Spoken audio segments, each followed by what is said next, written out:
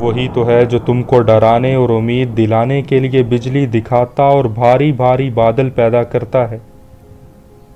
اور رعد اور فرشتے سب اس کے خوف سے اس کی تسبیح و تمجید کرتے رہتے ہیں، اور وہی بجلیاں بھیجتا ہے کہ جس پر چاہتا ہے گرا بھی دیتا ہے، جبکہ وہ اللہ کے بارے میں جھگڑتے ہیں اور وہ بڑی قوت والا ہے۔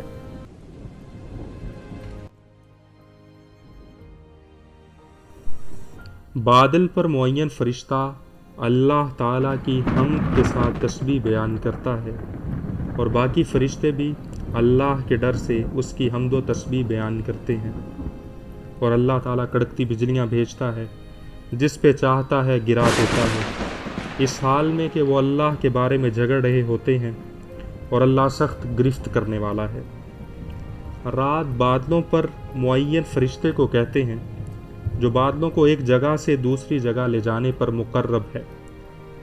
جب یہ فرشتہ بادلوں کو ایک جگہ سے دوسری جگہ لے جانے کے لیے آگ کا کوڑا لگاتا ہے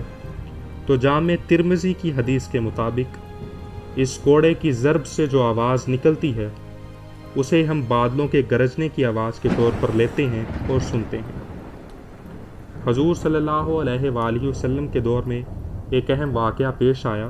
جسے امام نسائی نے السنن الکبریٰ میں نقل کیا، اور یہ حدیث حضرت انس بن مالک سے مروی ہے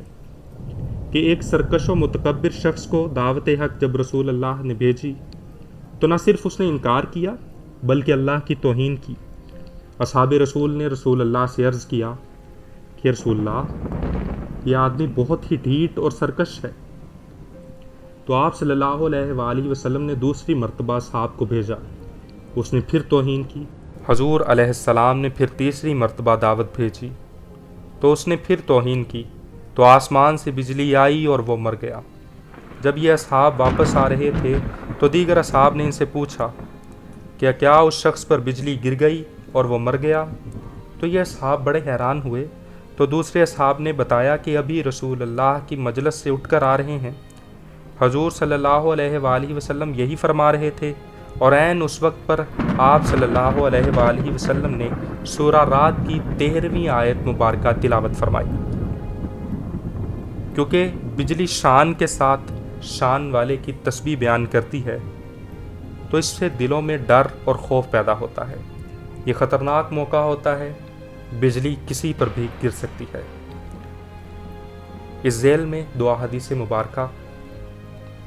حضور صلی اللہ علیہ وآلہ وسلم نے ارشاد فرمایا، جب بجلی کڑکے تو تم یہ الفاظ پڑھو، تمہیں اگر اس بجلی سے نقصان پہنچے تو تمہاری دیت کا ذمہ دار میں ہوں۔ کس قدر بڑی ضمانت اور کس قدر اطمینان بخش جملہ ہے۔ وہ الفاظ یہ ہیں، سبحان من یسبح الرعد بحمدہ والملائکۃ من خیفتہ وہو علی کل شیء قدیر۔ دوسری حدیث مبارکہ میں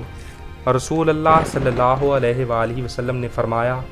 کہ جب بجلی کڑکے تو اللہ کے ذکر میں مشغول ہو جاؤ